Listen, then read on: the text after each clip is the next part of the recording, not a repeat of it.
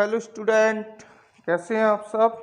आज हम NCERT class 10 13.1 exercise का सॉल्यूशंस के बाद देखेंगे कि और उसकी कुछ हिंट देंगे आप लोग को कि भाई कैसे सॉल्व करना है इन क्वेश्चंस को। ठीक है, एक्सरसाइज ए क्लास 10 एनसीईआरटी।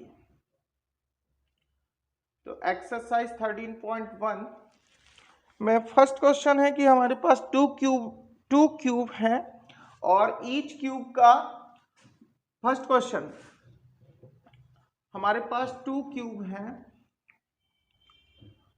ठीक है, और ईच क्यूब का वॉल्यूम सेम है। ठीक है, एक क्यूब है और एक अनादर क्यूब है, दोनों का वॉल्यूम सेम है।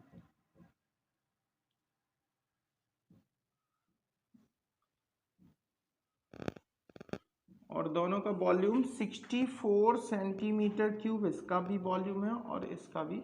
अब देखो, ये हमें पता चल रहा कि भाई ये दोनों क्यूब का जब वॉल्यूम सेम है, ठीक है, तो इन दोनों की एजेस भी क्या होंगी, सेम ही होंगी। मतलब जैसे V1 मतलब फर्स्ट का वॉल्यूम और V2 सेकेंड क्यूब का वॉल्यूम, ठीक है, दोनों इक्वल दिख रहे हैं, तो इनकी ईच एज भी क्या होंगी, इक्वल होंगी। मतलब सपोज यदि इसकी एज को हमने A1 लिया और इसकी एज को A2 लिया, तो कैसे बोलेंगे कि भाई A1 का वॉल्यूम V1 किसके इक्वल होगा, A1 क्यूब के इक्वल होगा, वो 64 सेंटीमीटर क्यूब आ रहा, तो इधर A2 का क्यूब कितना आएगा, वो भी 64 सेंटीमीटर क्यूब आएगा, A2 क्यूब। अब क्यूब को उस साइड ले जाएंगे तो A1 बराबर क्या मिलेगा, क्यूब रूट 64, तो A1 की वैल्यू क्या आएगी, 4 का क्यूब 64 होता है, तो हम ये बोल सकते हैं 4 सेंटीमीटर होगी। और इधर इसी तरह इधर भी A2 कितना निकल आएगा, 4 सेंटीमीटर आएगा। अब हमें पता है दोनों क्यूब जो हैं, दोनों क्यूब की A1 A2 एजेस क्या है, इक्वल है और 4 सेंटीमीटर की है।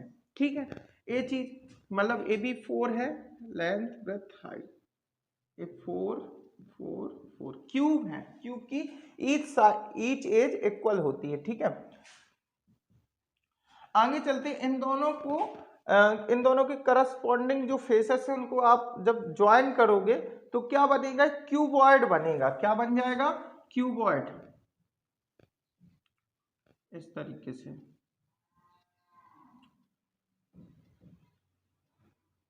जब इन दोनों क्यूब को आप ज्वाइन करोगे तो एक क्यूबॉइड बन जाएगा। अब आप ध्यान से देखें तो जब हम इन दोनों को इस तरीके से मिलाएंगे तो इनकी जो लेंथ है, मतलब ए वाली साइड है वो इस साइड से ज्वाइन होगी, तो इधर से इधर तक 4 सेंटीमीटर है और ए भी ये 4 सेंटीमीटर, तो इस जो क्यूबॉइड बनेगा उसकी लेंथ कितनी हो जाएगी, A1 प्लस A2 हो जाएगी। तो यानी कि हम बोल सकते हैं A1 भी 4 है, A2 भी 4 है, तो 8 सेंटीमीटर जो क्यूबॉइड बनेगा उसकी लेंथ कितनी हो जाएगी बेटा, उसकी लेंथ हो जाएगी 8 सेंटीमीटर। और ब्रेथ क्या होगी, तो क्या इनमें कोई फर्क पड़ेगा, ऐसे जब जोड़ेंगे तो ब्रेथ में कोई फर्क नहीं पड़ेगा, तो बी तो आपकी 4 सेंटीमीटर ही रहेगी। और साथ में उनकी हाइट में भी कोई फर्क नहीं पड़ेगा। ठीक है, हाइट भी वही रहेगी 4 सेंटीमीटर।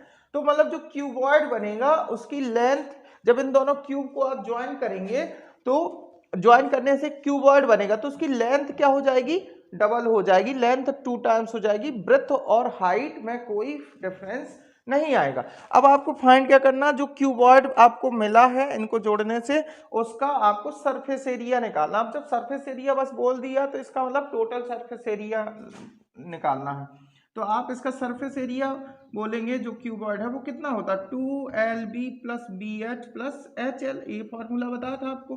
अब इसमें वैल्यू पुट कर दो, LB मतलब 8 into 4 plus 4 into 4 plus 4 into 8।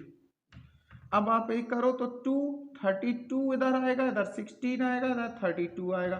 32 कितना हो गया, 64 इंटू प्लस 16 80 हो जाएगा, 80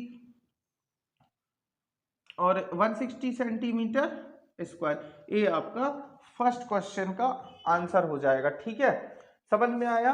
ये पहले दो क्यूब दिए हैं, एक बार और मैं इसको बता देता हूँ, ठीक है। पहले आपके पास दो क्यूब है, दोनों का वॉल्यूम सेम है, तो हमें पता चल जाएगा कि भाई दोनों का वॉल्यूम सेम है तो दोनों की एजेस भी क्या होंगी, इक्वल होंगी। अब जब दोनों को आपस में जोड़ ऐड करोगे, ज्वाइन करोगे, तो एक क्यूबॉइड बनेगा। क्यूबॉइड, जब दो क्यूब को आपस में आप मिलाओगे, ज्वाइन करोगे, तो क्यूबॉइड जो भी मिलेगा उसकी लेंथ क्या हो जाएगी, जो इसकी एज थी और इसकी एज थी, दोनों के सम के इक्वल इसकी लेंथ हो जाएगी, ठीक है।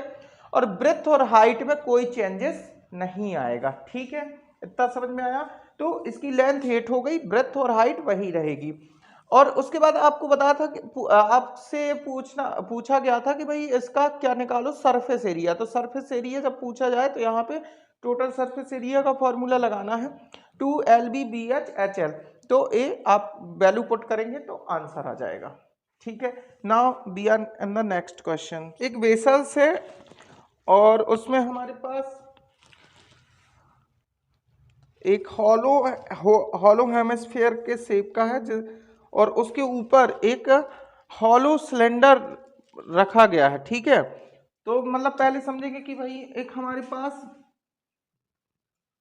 हॉलो हेमिस्फीयर, ठीक है, ये हेमिस्फीयर, और इसके ऊपर एक हॉलो सिलेंडर रखा है।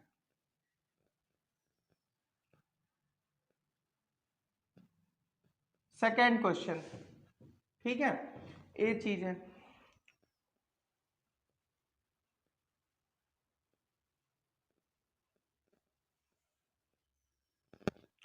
और जो इसका डायमीटर है, डायमीटर वो आपको दिया है 1.4, एक मिनट, डायमीटर है आपके पास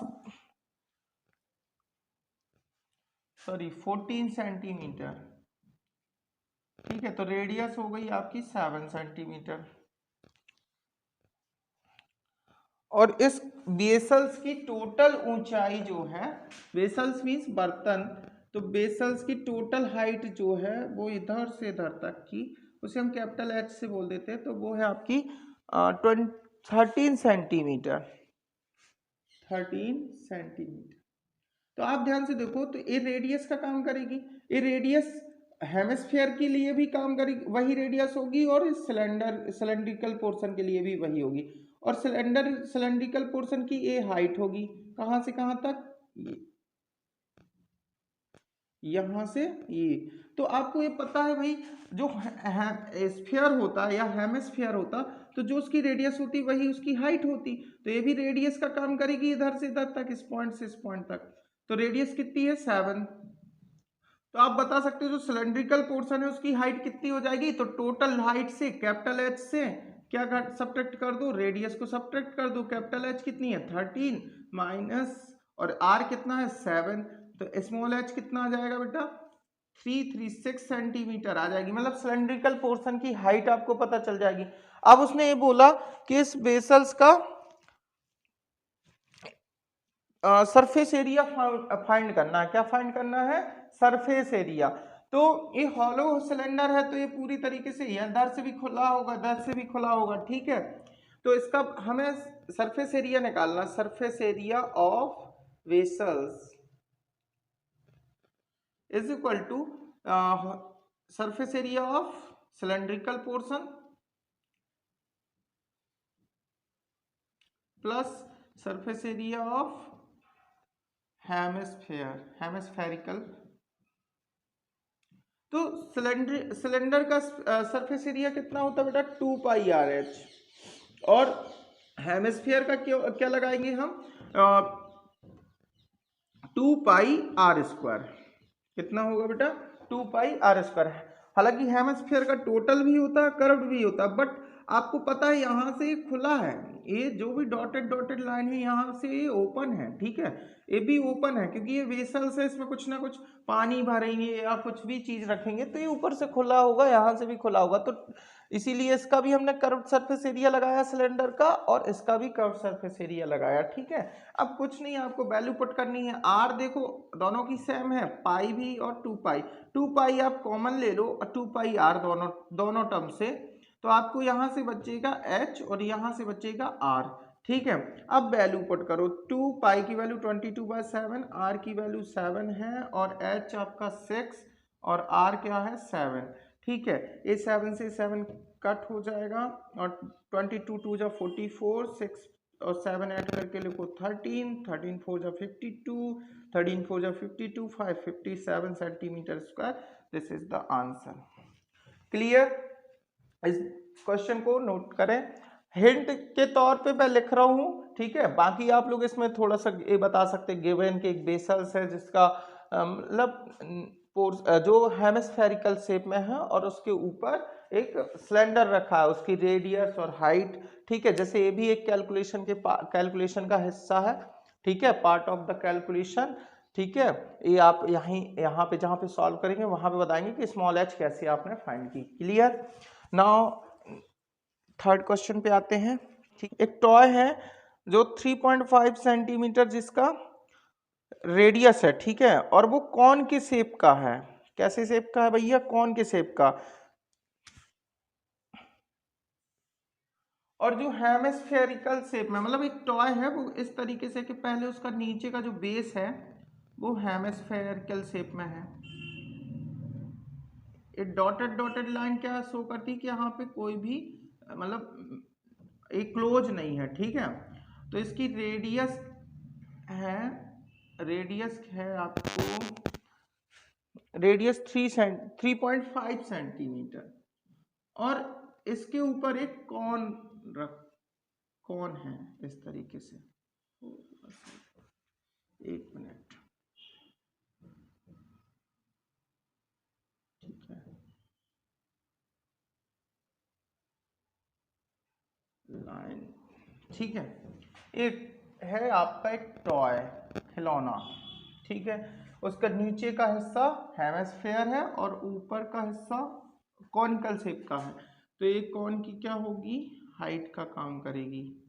ये कौन की हाइट हो गई? ये रेडियस कौन के लिए भी वही रहेगी और हेमिस्फेयर के लिए भी वही रहेगी, ठीक है। और इस जो एक टॉय है खिलौना है, इसकी टोटल हाइट दे रखा है अपन को, total height H, capital H लिख देता हूं उसे, 13.5 सेंटीमीटर, ठीक है। टोटल हाइट दे रखा 15.5 दिया है इस खिलौने का, ये अपन को 15.5 दिया, ठीक है। और इस खिलौने का हमें क्या निकालना है? इस टॉय का क्या निकालना है? सरफेस एरिया निकालना है। तो आप बताओगे कि भाई इस कॉनिकल भाग का कॉनिकल पोर्शन का सरफेस एरिया वो होता है पाई आर एल। क्या होता है? पाई आर एल।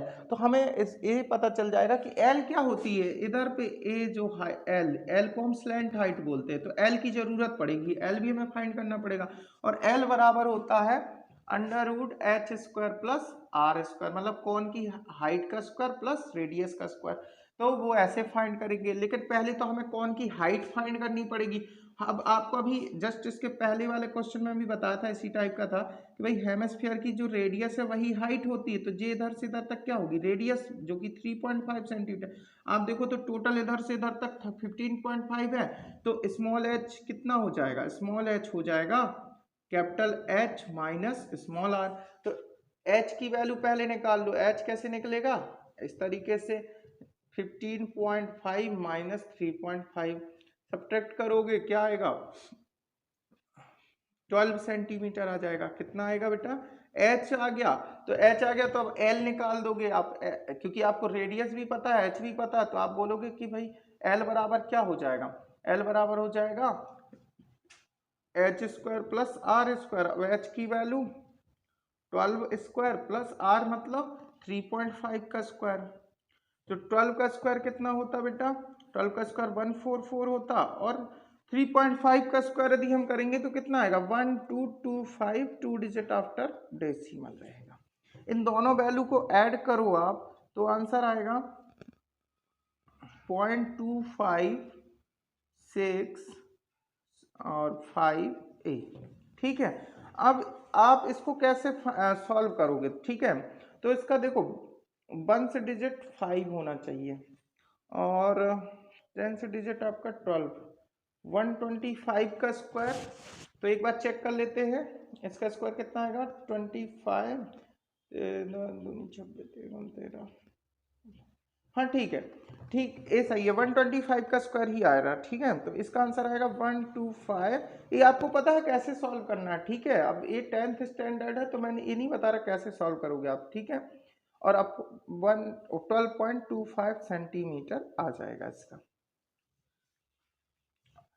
और चाहे तो मैं बता सकता हूँ, ये एज्यूम मेथड लगाई कि भाई इसका ना एज्यूम मेथड से किसी का रूट निकालना हो। जैसे ये था ऐसा, अभी मैंने डेसिमल नहीं देखा, मैंने देखा इसके राइट साइड से एक पेयर बनाया, फिर उसके बाद 2 का एक पेयर बनाया, और फिर उसके बाद जितनी भी वैल्यू बनी वो हमारा सेकंड पेयर हो गया। ठीक है, अब जो हमारा फर्स्ट पेयर है उसका हमें 1 से डिजिट देखना। 5 है, 5 किसके स्क्वायर करने में आता है हमें पता है, 5 का स्क्वायर करने में ही 1 से डिजिट 5 आएगा। ठीक है, तो हमारा मतलब इस रूट का जो फाइनल आंसर होगा उसका 1 से डिजिट 5 ही होगा। अब उसके बाद हमें जो सेकंड पेयर बना वो देखना किसके स्क्वायर के नजदीक है। जैसे 12 का स्क्वायर कितना होता बेटा, 12 का स्क्वायर 144, 13 का स्क्वायर 169, वो इससे ज्यादा है तो हमारा इस वाले पेयर का आंसर होगा 12। एक बार यदि हमें इसको चेक करना कि वास्तव में 125 का स्क्वायर इतना ही हो रहा है तो कैसे चेक करेंगे, इसमें एकाधिकेन मेथड होती है, एक वैदिक मेथड। तो जैसे जब भी 1 से डिजिट 5 हो तो क्या करते, 1 से डिजिट का स्क्वायर कर लो, और जो इधर पे आंसर होगा जो भी सेकंड वैल्यू बची 12 और उससे एक ज्यादा वैल्यू का मल्टी कर दो, तो 13 2 जा 26, 13 1 जा 13 2 15। तो मतलब इसका स्क्वायर करने में 15625 आ रहा है, तो हमें पता चल गया कि भाई ये जो पूरी वैल्यू है 125 का स्क्वायर करने में आ रहा। और अपॉन में देखो इसमें डेसिमल था 2 डिजिट आफ्टर, तो 1 डिजिट आफ्टर पॉइंट लगा देना है, क्योंकि अपॉन में 100 से बाहर आएगा 10, तो 10 को डिवाइड करोगे तो वो 1 डिजिट बाद पॉइंट लग ही जाएगा। ठीक है, तो एल निकल आया। अब हमें क्या पूछा, इस टॉय का सरफेस एरिया फाइंड करो। क्या करो, इस टॉय का सरफेस एरिया फाइंड करो। तो surface area of the toy, surface area of toy is equal to क्या होगा, आप बोलोगे कि जो कॉनिकल पोर्शन है वो यहां से तो ओपन है, तो इसका मतलब कर्व्ड सरफेस एरिया बस निकालना है। Curved surface area of conical portion, conical part plus curved surface area of hemisphere. ठीक है, हेमिस्फेरिकल पार्ट। तो कॉनिकल कौन का कर्व्ड सरफेस एरिया होता है पाई आर एल, और हेमिस्फेयर का होता है बेटा 2 पाई आर स्क्वायर। क्लियर। अब इसमें हम पाई और आर कॉमन है तो पाई आर कॉमन ले लेते, तो इधर से एल बचेगा और इधर से पाई और आर बाहर गया तो क्या बचेगा 2 आर बचेगा। अब वैल्यू पुट कर देते, 22/7। आर कितना है बेटा, आर है अपना 3.5 और एल आपका कितना निकल के आया 12.25 प्लस 2 इंटू आर यानी 3.5। इनको सॉल्व करो, इसका पॉइंट आप इधर सब्ट्रैक्ट हटा दो तो 7 5 जा 35, 5 2 जा 10, 2 11, तो इधर मतलब हमारे पास 11 बच रहा है, और इधर ब्रैकेट में 12.5 प्लस 2 इंटू 3.5 करेंगे 7 आ जाएगा, और इसको ऐड करेंगे तो 11 इंटू 19.5। अब मल्टी कर दो, 11 5 जा 55, 99 5 104 221। ठीक है, ये सेंटीमीटर स्क्वायर, ये आपका आंसर। ओके, अब मैं नेक्स्ट वीडियो में आप लोग को इसके नेक्स्ट क्वेश्चन से, ये थर्ड क्वेश्चन था हमारा एनसीईआरटी का एक्सरसाइज 13.1 का थर्ड क्वेश्चन था। इसके बाद मैं आप लोग को नेक्स्ट वीडियो में आपको इसके आगे की जानकारी दूंगा, आगे के क्वेश्चन की हिंट दूंगा सॉल्यूशन की। ठीक है, तो यदि वीडियो अच्छी लगी हो, सॉल्यूशन समझ में आए हो तो लाइक और सब्सक्राइब जरूर करें। और